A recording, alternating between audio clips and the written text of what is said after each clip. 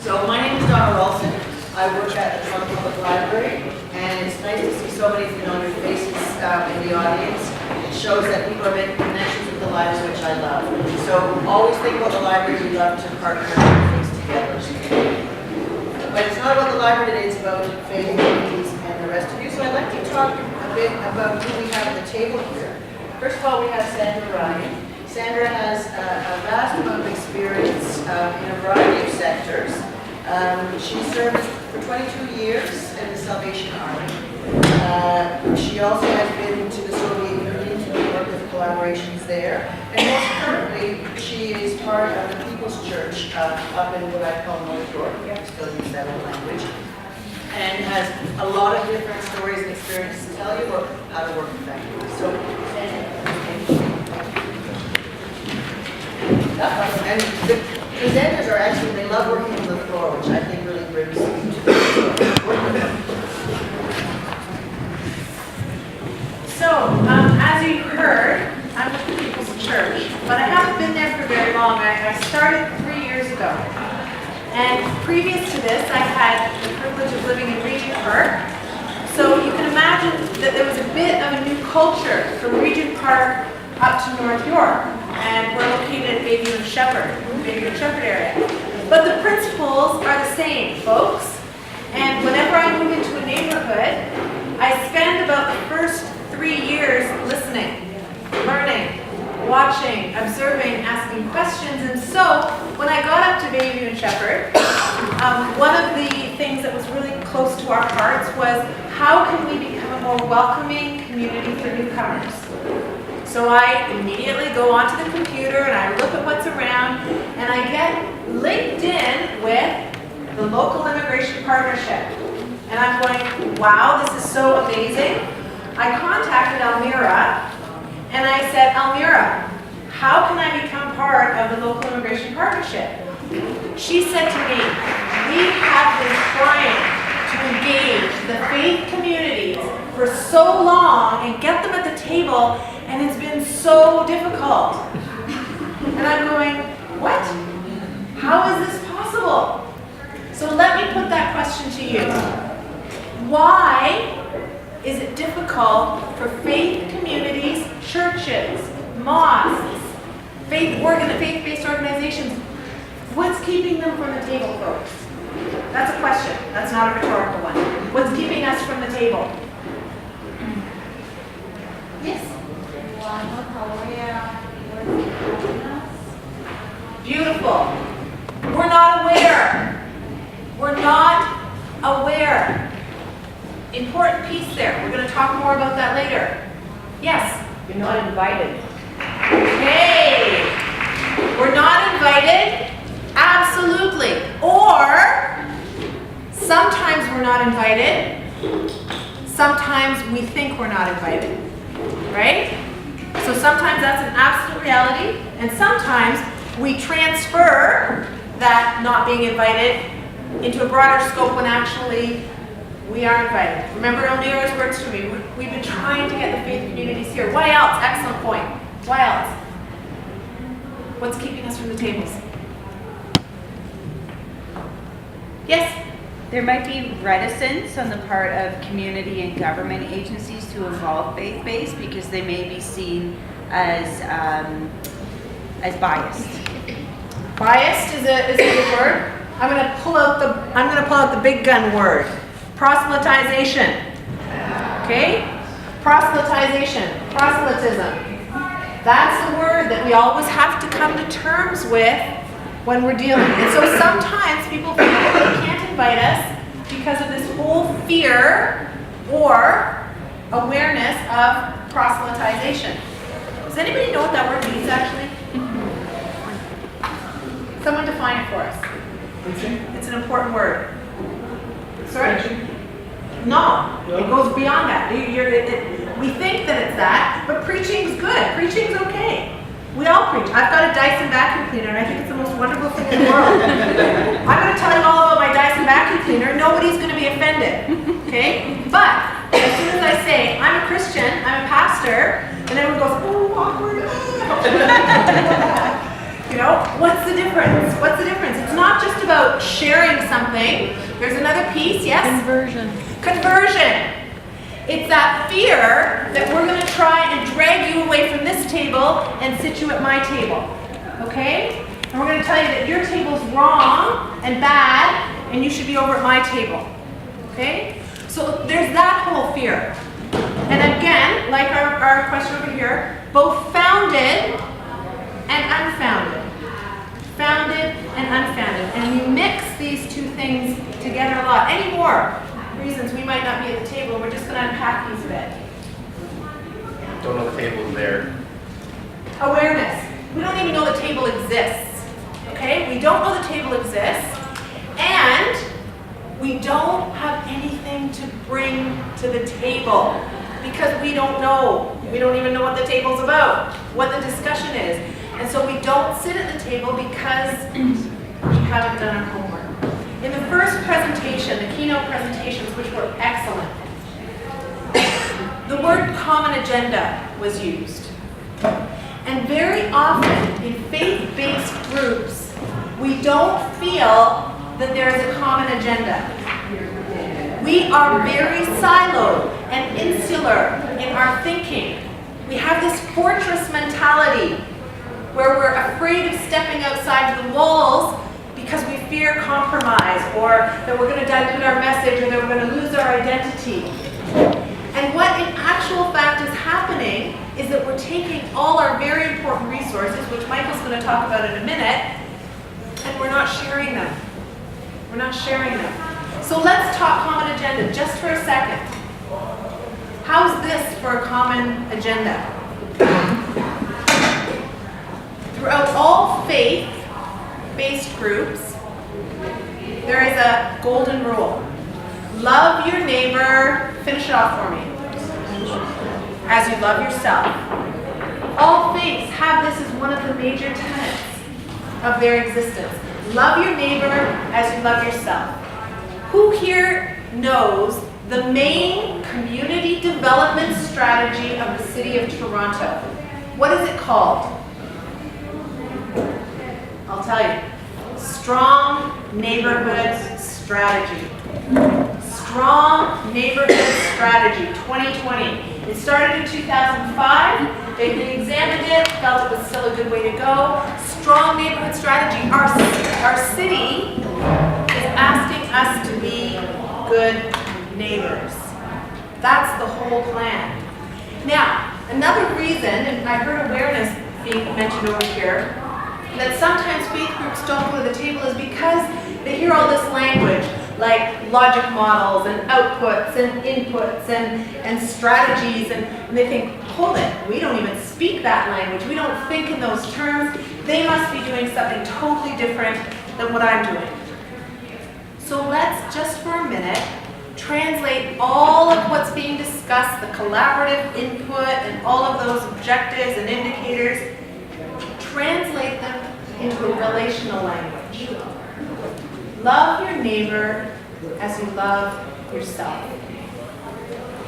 Part of loving is bringing something without looking for something in return.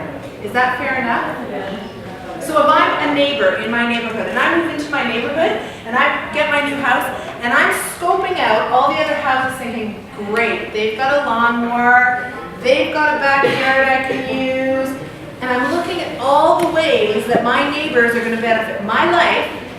Am I being a good neighbor? A good neighbor is the one who shows up at the door and says, I baked these cookies. Here, have them. Or, I see you have a dog. I'm walking my dog. Do you want me to walk your dog too? A neighbor looks at ways that they can bring their resources to make the neighborhood better, stronger. Correct? As faith groups, we need to be able to look at what resources we have to bring. Not just what agenda do we have. I've spoken to faith groups and they go, they wouldn't let us do this because we're Christians. Like I went and I asked if I could do this and they won't let me do it because I'm a Christian. And I'm saying, what do they need? What needs have they identified? How can you make them stronger? Did you even ask those questions? Being a good neighbor begins with listening, with finding out what the needs are of your neighborhood. So, everybody take out the one piece, TO. I love the name of this. So again, let's do a translation. Research. We say, whoa, as a faith group, as a church, I don't do research. We don't do research. I'm going to challenge you on that. Because research is a fancy name for listening, for learning, for finding out what the people around you need, how you can help. There are so many good research tools, and Nation is going to talk about some of those research tools. Actually, a lot of the work has been done, folks.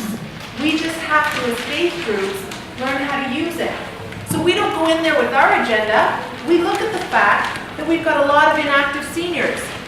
Well, then I ask the question, as a church, as a faith group, how can I make that better for them? How can I love them as my neighbors? When I moved into North York, one of the first things I did was to go to my MP. And I knocked on his door, and I said, I'd love 15 minutes with you. And he said, okay, I've only got 15 minutes. I've got exactly 15 minutes. And I knew he had told his minder to come in and knock on the door in 15 minutes. And he sort of breathed, and he sat down, and he goes, okay. And I said, I'm here from the People's Church, and I would love to hear your plans for your area and how we can help. And he looked at me and he goes, what? And I said, I just love to hear what you're doing, what's important to you in your neighborhood, and how we can help. How can we be a good neighbor? Because we haven't really been good neighbors, so I'd like to get better at it. And he said, no one has ever asked me that question before. We come in with our list, I need this, I need this, I need this, why aren't you helping me with that? And that's what we bring to the table. Friends, it's not because we're Christians or we're Muslims. Very often it's because we're selfish. And we're looking after our own interests, and we're not saying, how can I be a good neighbor? So, we need to listen, get informed. We need to have open, transparent conversations. That's the basis of love, isn't it? To be able to say, what do you believe? What do I believe? Our problems aren't because we don't know how to defend ourselves. Our problems are we don't know how to reach out to others without feeling that somehow that's going to be a threat to our identity. We need to learn how to discuss. We need to learn how to be informed, and we need to be able to put an agenda aside, knowing that that in no way dilutes what we believe in. When I go to a table, that doesn't mean at every single table I have to say everything I believe in. It means I need to sit at that table and listen, and then find those places where I can contribute the resources, whatever they be, people, facilities, and that's how we love. So I would put to you, our communities are waiting. They really need the input of faith communities. And there are tons of creative ways to do that Michael is now going to speak.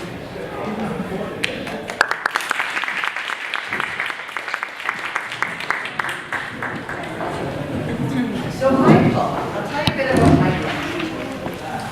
He has over 20 years of experience working with the nonprofit and public sector related to areas such as housing, homelessness, community safety, human rights, religious accommodation, wonderful social justice, I first met Michael through his job with the Tower Renewal over, when there was just 4 towers being worked on. Now it's across the city, and that's a lovely, great project that he does. And Michael's going to talk about things from his perspective. Listening to Michael.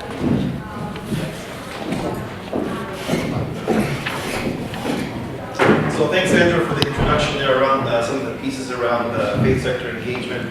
I think we all agree that it's imperative, especially in today's day and age, with all the issues we're finding in neighborhoods, for everybody to be involved as much as possible. One of the things that we are focusing today is on faith communities and cultural communities being more engaging. And I think I first want to say that I think we can recognize in our history for our country and for Canada, Toronto specifically, there's been a good track record for the most part for faith communities being engaged in social issues, right? But I think what we're trying to say is that there needs to be sort of more activity, and there's already some real challenges that many of you are finding to engage people from faith communities, specifically around immigration and settlement issues, right? So one of the things that we know is we've seen faith communities engage in food banks, clothing banks. Many hospitals that were founded in Toronto, for example, were by Catholic orders of nuns. We see the hospital still named after them, St. Joseph, St. Michael's, and others. And we also know schools were started by faith communities. But we need to see, how does that change now? And a lot of the layout, too, of faith communities in the country has changed dramatically since it did 100 years ago. And we're getting more issues that we'll get into today. But one of the things I want to look at as well is seeing what are some of the motivating common values that we find in faith communities that make sense for us as we start to think about why would faith communities get engaged in social issues. And this tends to go across the board, whether you're from Eastern traditions or Western traditions. There are some commonalities that can motivate. Many of our stories are a little bit different, but the messages are often the same as it relates to how do we provide care for others, right? So and people who are in trouble, let's say, right? So one of the main things that we have to look at is specifically around I'll point out three common values that I found from my work that relate to sort of faith motivations around this type of activities. The first one is something that we all notice, is that faith communities tend to play, especially for newcomers, a natural sanctuary for people, right? When you come from another country, one of the main places you'll often go to is to see who are people of my faith. And how does that place of worship now not just act as a place for religious education, for me to practice my faith, but for me to meet people from my own culture and the same way of thinking, and to see how does it help me feel more a part of the community here in Canada, but more from the sense that we all have a natural need and tendency to have a sense of belonging, right? And that's an easy place for me. I know for my sense of Canada, I was born here. My parents came from Croatia. Who knows what Croatia is? Only a few people, most of you, okay, good. So they came in the 60s, and they came here to Canada, and we went to the Croatian Catholic Church growing up, right? And for me, there was no difference between being Croatian and being Catholic, right? It was like one and the same. And this is sort of the enmeshment of religion and culture in many of our experiences. And that faith community for me became a place of not just understanding what it meant to be Catholic, but also what it meant to be Croatian. We had our Croatian events there, weddings were held there, youth dances were held there. And so it was a whole way that I understood my Croatian culture as well as my Catholic faith growing up. Now that's a really natural thing that we recognize, because there's a core value in our traditions about looking out for each other, right? If you have a Buddhist brother or sister or a Christian brother, wherever you are in the world, and it's very similar culturally. When I travel and you meet a Canadian traveling abroad, it's almost like you may not even talk to that person if you're in Toronto, but you meet them abroad and you're going to automatically find some kind of relationship for each other, right? So I remember seeing that in India one time. I saw the Canadian embassy after months being over there. I saw the Canadian flag, I almost cried, right? Because it's like, hey, this is home, right? So it's that same kind of affinity. We have those teachings in our religious traditions. The second teaching we often have is hospitality, and this is to care for the other, right? And we have many, many stories in all of our traditions where the founders or their followers or others are out there and they're caring for others. And this was a very important piece. I'll share with you one story from the Abrahamic traditions. This is shared between Islam, Christianity, and Judaism, not in that order maybe, I guess, chronologically. But they all share these same stories as it relates to some of the Abrahamic faith. And it kind of demonstrates for me some of the core values here about hospitality for the other. And this goes back way to the beginning of the Torah and the Bible, and the sense around the story around Abraham. Right, from Genesis. He talks about Abraham, talks a lot about how he's sitting in front of his tent, at the entrance to his tent at midday. And here he is waiting. And you understand that the culture of the time was that people were quite nomadic. Abraham was nomadic, they moved around in tents, and they were in the desert. And you can see him here, sitting at the entrance to his tent at midday, is how the story starts off. And I have to ask myself the question, why is he sitting out front of his tent at midday in the middle of the desert when the sun is at its highest, surely the hottest, right? And the reason is because as the story continues, he sees in the distance 3 strangers approaching, right? So this gives you some insight into the roots of this nomadic culture in the sense that it was important to look out for others for survival, right? If you're in the desert, you're not worried about yourself, but you have to be on the lookout if others might be in trouble. So as they approach his tent, he gets up and he greets them. And he says, surely you must be tired. I'm going to put you in the shade, right? He wasn't in the shade. He put them in the shade to rest. And he went over to his wife, and I wasn't there, but I can imagine the conversation was something like, excuse me, honey, we have some uninvited guests, but if you don't mind, if you can please prepare some of that fabulous bread that you have. Please put some, put it together, we'll cook for our guests. I'm gonna go and I'm gonna get a calf, I'm gonna get some nice meat, we're gonna cook a little barbecue, we're gonna have this for them, we're gonna wash their feet, as the story goes, and to treat the guests with hospitality, right? This is a cornerstone of the Abrahamic faith. We find similar stories in the Eastern traditions, right? That looks at how do we care for others, right? Now, as we move to the third point here about the traditions, is we find that they all have also a whole focus around social justice, right? And this takes on different forms for some of the different faith traditions, but there's always a concern to say that in addition to caring for people, one-on-one, who I meet, whether it's a stranger or someone from my own community, I also have to recognize there's systemic issues in society to be dealt with that create poverty, social unrest, inequities, inequalities. And so how do we deal with this as a part of a cause, an advocacy to make those changes in society? All religious traditions have that as a part of their faith beliefs. Now, one of the challenges that we find, though, is that doesn't always come to the forefront, right? So one of the main issues is that being newcomer faith communities, especially in Canada, many communities are often in a bit of identity crisis around how much they can contribute to the care of neighborhoods.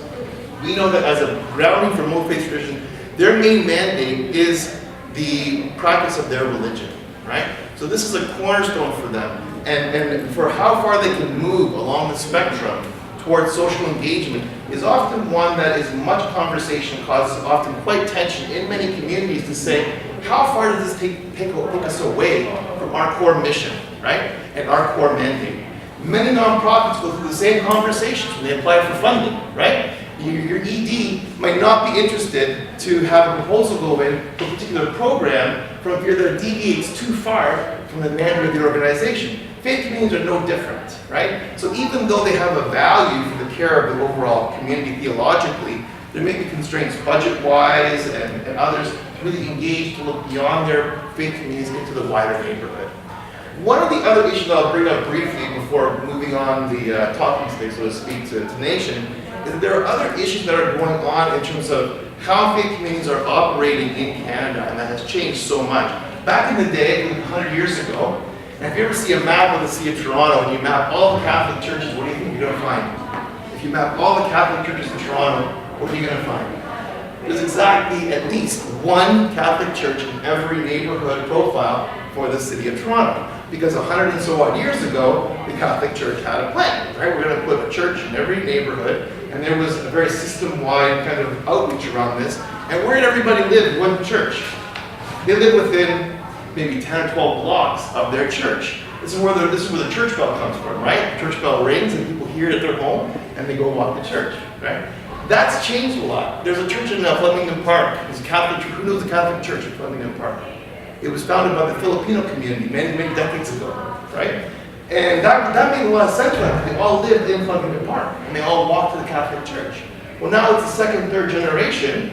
The Filipino community has moved out to other parts of the city and out of the city, but many of them still come back on Sundays to worship at this church.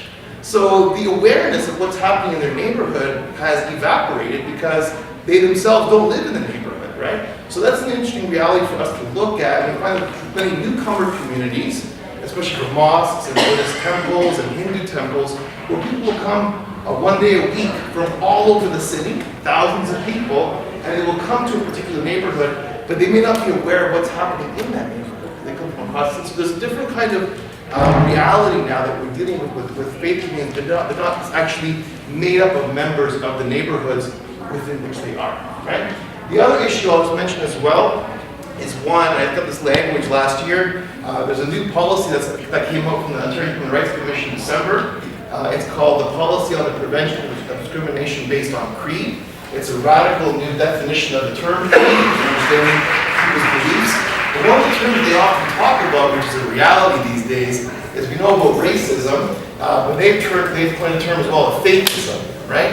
And this is the fact that many faith communities and people who are people of faith experience in our secular day and age a certain discrimination of being a faithful person, right? So there's a sense of, well, I don't want to work with these people because they're people of faith, right? So there's definitely an experience as well where faith communities can recoil a bit and want to sort of protect themselves from fear of not knowing how they might be judged or seen by others who might look down on people because of how they do practice, right? So there's a lot of realities that are going on out there that we need to look at as we have this conversation on engaging faith sector and being more involved in social issues.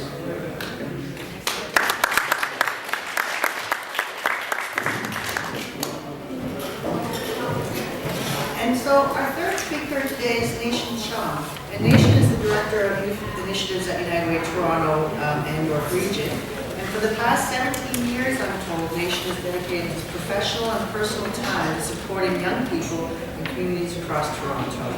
At 8 years at Dixon Hall, serving the Regent Park community, which we talked upon some common work there, Nation has helped lead the Youth Challenge Fund, a $46.6 million investment in youth-led, youth-driven initiatives across Toronto's inner suburban communities. Many of you may have had contact with the Youth Challenge Fund efforts. I know there's a lot of great work going on in Malvern community there. So, as United Way's Director of Youth Initiatives, he oversees the implementation of the Youth Success Strategy, and he's also going to talk to you about another way of measuring community's heartbeat. Okay, thank you, Nation. Thank you very much. And a great big thank you to my two colleagues who started off the conversation, because I think they've really set the tone around this dialogue of the connecting points between faith and cultural groups and opportunities for funding. And those opportunities, I'll frame for the purpose of this conversation, those opportunities are rooted in a desire to see healthier communities, a desire to address social issues, health issues, environmental issues that impact individuals across our city and disproportionately impact some more than others based on the infrastructure of their communities. We learned a little bit about this idea of our values whatever faith we adhere to. And I would suggest to you that those values can be crystallized in a common symbol that we can all relate to, and that's the heart, right? We heard the story of love, and I certainly I adhere to this doctrine, is to lead with love, right? In all its complexities and its fierceness. Love is not always soft, right? And that love in our faith doctrines sometimes calls us to action, right? It isn't just about sitting and studying the Word and being able to recant chapter and verse, right? That's an academic exercise. Really, the expression of our faith is in our ability to act on a day-to-day basis, in the most subtle ways and sometimes in the most explicit ways, right? I'm bordering on being patronizing right now because I feel like I'm speaking to those who know their faith well and are committed to their values. But I'm saying it only to be clear about the platform from which I'm speaking, how I think about things, and by no means meaning to be patronizing. All of that to say is, when you think about our call to action, whatever flag we stand or flags we stand under, it's call to action for change, right? And that our faith not only offers us solace and comfort in a time of need, it offers us companionship, and it offers camaraderie, and it offers us bodies and energy to affect change as needed in community. How many folks here have heard of Urban Heart or know what Urban Heart is? Hands up. Okay. So would anyone share with the group what Urban Heart is? If I understand it right, it's a data set of information that's collected around the city. Say again? It was a data set of information collected around the city, whether it's made public, around people, barriers that they face, and problems of conditions in the city. Yes. It is data, information, research done on communities, neighborhoods across the city that determine where there are gaps in particular areas in terms of indicators of health. Anyone want to build on that? No? It informs the Toronto Strong Neighborhood strategy. Perfect. It informs the Toronto Strong Neighborhood strategy. How many of folks are part of community organizations like social service organizations? And are those organizations faith-based? How many of those organizations are faith-based? One sort of. That's okay, it's all good. Of the folks who are part of community service? In its history. So this question is to all of you. How many of you folks either personally or know of the work that your organization does in terms of building relationships with local MPs or any other city representative? So less hands. The reason I'm asking that question because Sandra said something really, really important. She knocked on the door of the local MP. Now, to me, that's the antithesis of exclusion, is stepping into the door of the person who has been elected by a community to represent that community and say, hey, what's up? What is going on right now? Because there are problems in my community and I'd like to know what it is you are doing about it because you are supposed to be representing my community, right? That's civic engagement, right? And it's not exclusive to any faith. The door is there for us to knock and say, what is happening? MP, what are you doing? What is your council doing for these particular issues in my community, right? So this idea of not being invited to the table, I would suggest when you cast your vote, you're inviting someone into the office to represent you, and you have a right to go knock on their door and say, what's up? What's happening? What are you doing? What are the strategies to address the issues that I'm seeing in my community? That's one point of access. You may have to wait a while. That person may actually tell their assistant, come and knock on my door in 15 minutes because I don't know what this person wants. But if your approach is right, believe me, you have made an inroad. And at minimum, you will walk out with information. You may not walk out with a contract in your hand for $20,000 or $30,000 or $50,000 for the idea that you think is the best idea in the world, but you will have information, and that information will be key. And it comes back to where I'm going with this idea of Urban Heart. Because if you had knocked on that MP's door, they may have told you, check out the City of Toronto's website. Or if you knock on someone else's door, they may say, go onto the Ministry of Children and Youth Services, or go onto the other ministry's website, and you will find a load of information of our strategies, whether it's to do with seniors, daycare, youth, settlement. All of that information is there and accessible, right? It is there you will begin to understand the languages that is being used when funders are talking about the issues they're trying to address in communities. And understanding of that language and how that translates to relational language, as Sandra shared earlier, is critical. Because then we begin to see our values within that language, or we should be able to see our values within that language, right? We should see our commitment to social justice within that language. We should see our commitment to health, to the well-being of our seniors, to the well-being of our children or youth, to the well-being of mothers who are working and need childcare. We should see our values within those efforts. And the degree to which your organization, your group, offers a unique way of addressing those issues, I would say, is the way in which you can begin to understand the value you bring to the table. What I mean by that exactly is, as the person that I am living in the skin that I do, with the background that I have certain experiences that I can speak to confidently.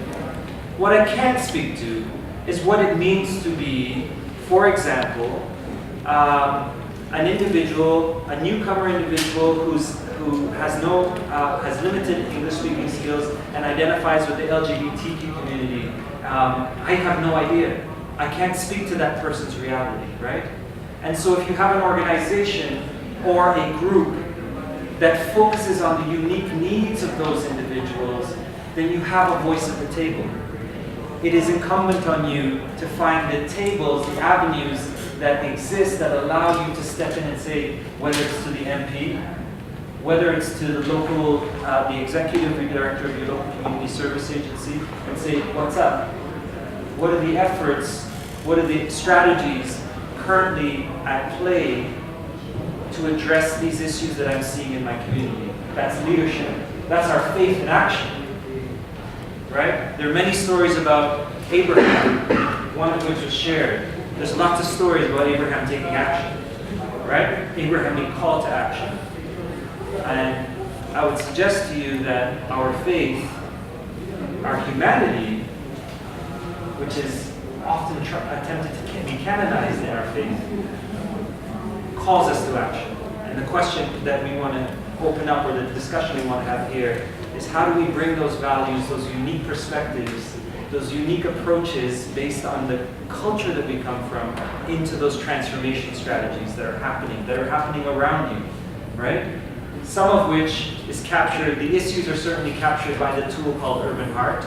It identifies neighborhoods with low educational outcomes. It identifies neighborhoods that don't have parks for folks to walk through, low economic, I can't even find the word right now, but low employment rates and therefore high poverty rates, housing issues. That's what that tool that I referred to, Urban Heart, does. Why is that important? Because it gives you the evidence developed by the institutions you want to build relationships with. It gives you evidence to support your argument for a strategy to address a particular issue, right? So, in short, or in summary, because youth, I'm very familiar with the youth issues. You may live in a community where you're saying, what's happening to our young people? We have, for example, we know that there are communities where there are significantly higher dropout rates than others, significantly higher crime rates than others. And so, as a member of that community, you may say, as a member of the community, and also as someone of a particular faith, I'm called to action. At minimum, I'm called to question what is happening here for the young people in my community. Yes? Subsequent to that, you may have a perspective of, okay, I know that this issue is affecting a specific demographic of youth in my community, and I come from that culture or that specific community. So I need to have a conversation, or I need to think about what are the unique needs of this demographic of young people. So of the 30, 40,000 young people in this community, let's say, for example, 10,000 of them come from a particular cultural background or a particular cultural context that requires very specific strategies. That is an opportunity there to develop an idea that brings a cultural lens to it that will be relevant to the impact of your intervention or your activities on those young people. Yeah? I'm going to pause there because we had opportunities for questions. That's right. I think That's right. Thank you, Nish.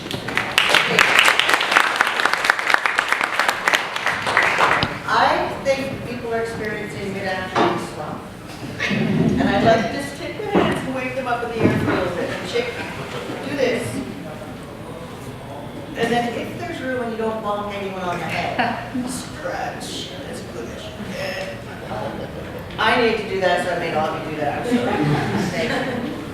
So now we have time for question and answers. You can ask anyone anything, and I found this morning. On topic. I wanted to hear other ones. On topic. So over to you now. Yes? Hi, I would like to say something to Pastor Ryan. She addressed, I was at a food council meeting 2 weeks ago, and there was a gentleman there talking about his church and what they did in a community garden. And they asked for resources that the food council could utilized to go to have a voice at City Hall. So I suggested, why there's every other suggestion, but there's no suggestion on addressing the church councils. And I said, I know Pastor Johnson, he had a very successful community garden, first garden last year. I said, why don't It's not me, but why not join? And the gentleman said, I don't think so, because our community is so small, and the church community itself, and we don't have time to engage others. So I'm saying, you want a voice, but you're backing away from something that could grow. And I see a lot of meetings I go to, everybody's reinventing the same wheel. So I'm saying, you meet with, and then you could build on your success instead of you learn from each other. And I felt, and I wish you were at that meeting 2 weeks ago, because I think the faith community has a strong voice, but need to come together and represent itself. Be vocal. I agree. Excellent point. Well spoken. And why not introduce yourself so people know who's at the table and help us with Shares Challenge to get to know people on that list of resources in our package. So yes, you, yes. Great. My name is Neil Stevens. I am from the Flemington neighborhood across the Science Center. In 2009, we started the South Asian Diabetes Prevention Program. South Asian as a word is like European, lots of ethnicity, lots of dialects, lots of diasporas. But two communities usually come to people's minds and think it's just the Sikh community or the Tamil community or the... So our program focuses on about 13 languages. So I'm hearing a lot of this content and I think it's really helpful. I think we should be focusing on places of worship. But our experience has been different. Since 2009, we've done mobile clinics in about 11 mosques around the city, 18 Hindu temples, 5 Sikh temples, and 4 Buddhist temples.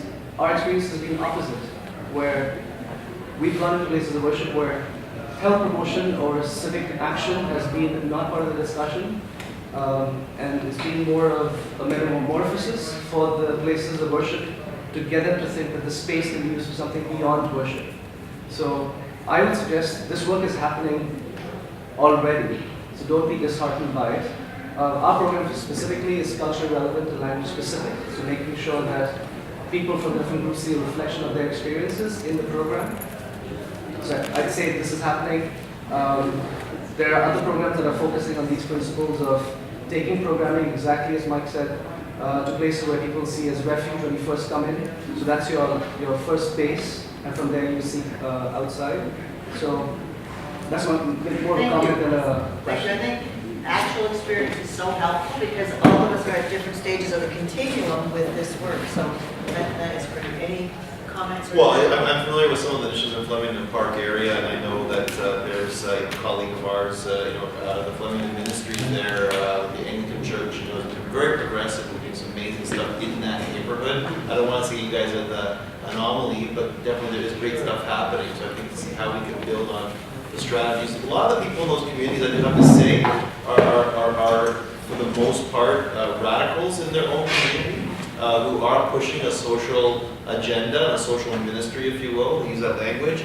And it can be challenging for some of those leaders in those communities, that might have a more, their faith community writ large might have a little more conservative approach, but I think it's sort of driving a lot of those strong leaders, and some of them are religious leaders, and others are just engaged members of their community to push it. And sometimes it's simply a matter of economics. They can use their space in different ways and they collect rent for that space. Hopefully it's not as sort of neutral exchange as that, but that's more of a relationship builder. But there's lots of examples, you're right. It's great. And to any of the groups in any of the groups that are in the networks, we encourage support the work that's happening on the community level. I kind of feel like our program is the community version of eHarmony. We kind of get the community who wants to access services but are worried about how that fits in with their cultural practices. And places of worship who don't see themselves actually having a place at the table, as you said, or seeing a role for community services in their places of worship, which is a perfect harmony for them to exist there. Oh, yes, there and then. Hi, my name is Adolphine Kamanzi. I work for the French Catholic School Board. My question is, what is a good strategy to reach out to the churches? Because, and it's a general question, not necessarily only in my field. Let's say I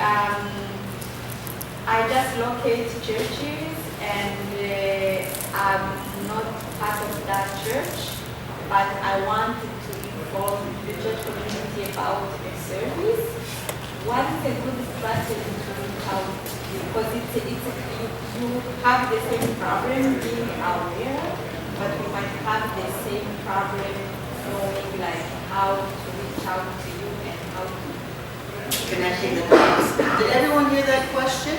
Basically, it was what is the best strategy to communicate what we're doing and starting that conversation? I think it's ideal if you can find church leaders that are wanting to engage in that. But another really effective strategy is locating what we call people of peace. And those people of peace are the maybe not official leaders in a community, but you see that they've got a strong network in that community. So looking for the parents and finding out some of your good, strong parents in the schools that actually could take their message back to their faith group, their congregation, and gather support, inspiring them with ideas, letting them know of possibilities that they can take back to their groups and get a group going that may not even be official support. They may just grab a whole bunch of volunteers from their church and do the lunch program for you folks or anything like that. So we call them people of peace. Leaders, unofficial leaders in the community. And they're often, sometimes even more effective than the official leaders. Okay. But don't quote her. Being an official leader, I can say that. Any other questions? Oh, yeah. Yes, sorry. Oh, so my name is Paul Lamb, and I work at Scarborough Chinese Baptist Church. It's on Kennedy and McNichol, so we're learning to get involved in our community, and it's really been a blessing. We enjoy it. It really adds to our community, doesn't take away or diminish our community. One thing you guys mentioned is becoming involved in the LIP, but I don't really know much about it besides this. So if you can kind of explain what that looks like, does that mean attend long meetings, or I don't know. So if you can tell us what that looks like. Thank you. I will start, but we actually have a LIP employee in the room, so if I'm not getting it right, I ask Matthew to step in. LIP is Local Immigration Partnership, and there's been an evolution, I would say, over the past 8 years, and the current space we're in is that there's 4 quadrant LIPs in Toronto, and so this day has been fostered and put on by the Toronto East Quadrant LIP, but there's West Side Florida. And at the city, there's an overriding body that coordinates those LIPs. And what the job is of the LIPs is to coordinate and be aware of existing services supporting newcomers and being that coordinating body. So I'm here from the library, Trish is here from September College. We are all members of the LIP representing our social groups and doing whatever it is we feel is necessary to further education and support for newcomers. Matthew, anything? Yeah, that's great. I think the only thing I'll mention in addition is we have practically 3 groups that sort of work on projects together. Action groups? Action groups, 3 different themes: health, settlement, and employment. And I'll also say that the presentation is very interesting and getting me thinking, because we've done a lot of outreach to faith groups, and in terms of giving them a voice at our table, because we love to develop a relationship with a lot of faith groups around Scarborough. In terms of developing relationships between service providers, we have our meetings and our committees and the projects we work on together, and people like it. It seems to work. But they're not necessarily the things that will interest a lot of faith community leaders, I think, and people might not necessarily have time for it. So I think that's also something we're trying to figure out, is how we give faith communities and other cultural and local communities voice at our table in ways that we can sort of let their community members know how we can support them. Okay, But we can Michael, also talk afterwards too if you're interested. yeah, you could be our guinea pig. Michael, you're going to say something as well? And Sandra? I didn't have enough time to say how incredibly valuable the local immigration partnership has been to our church. They know I'm in the north, but I imagine it's the same principle here. So when we wanted to increase our settlement services, this is where we meet with our library person and the JBS who do employment services and everything. So instead of me as a church leader having to say, okay, who wants to volunteer to do employment services? We've got settlement workers coming in from the Y to our church every week. We've got settlement workers coming from Mennonite New Faith Center. We've got JBS workers coming in from employment. All people that I sit around the table at and I go, hey guys, can anybody do this for us? And who does this and who does that? So you sit on the North Lip? Yeah. Okay, perfect. So it's an incredible resource. They keep you updated on what's happening in terms of legal things and opportunities that are available. I cannot emphasize enough what a rich resource network this is. It's been invaluable. Thank you. And as a service provider, I find equally a rich resource table that I sit at. So even though the library may be perceived as an institution that's well-funded, has 100 locations, we still are making partnerships. And most recently, around the refugees, I think it's been so useful because already you have trusted friends, neighbors around the table that you can land on the ground running. And I think the faith communities have also been exceptionally receptive to the Syrian and the refugee, I don't want to say piece that minimizes it, but thinking of reality. And that's where I think really it's at a great time to be building on these existing relationships. And we welcome people into the team. Before I let you go for break, I'm just going to point out two things because as a librarian, it's impossible for me not to share information. Preparing for this today, I came across a wonderful document, I think Matthew may have sent it to me, called Interfaith History and Directory of Groups. And it is all of the different interfaith groups in and around Toronto since 1893. So I think it's a wonderful resource. Because it's rather lengthy, I didn't make 100 sets because I didn't know how well received it would be. I'll keep back a copy, and if you don't get one, put your name on it. I'll make sure I'll send one to you because that's how I'm going to use the resource list that Cher challenged us to use. On another page, I created a thing called 10 Things You Can Do to Support Interfaith Peacemaking and Collaborative Action. And it came, I just copied it from another source, and I give them full credit. So there's things here too. The bottom one talks about God, saying, pray that God may empower you. I do not mean to offend if your religion does not include that language. I would say I go for high energy and pray for energy that will help you move forward. So here's some handouts for you. Thank you for this afternoon. And you may take this, and Sandra tells me as many as you want, so I took 7 to take back to staff that I want to share with you.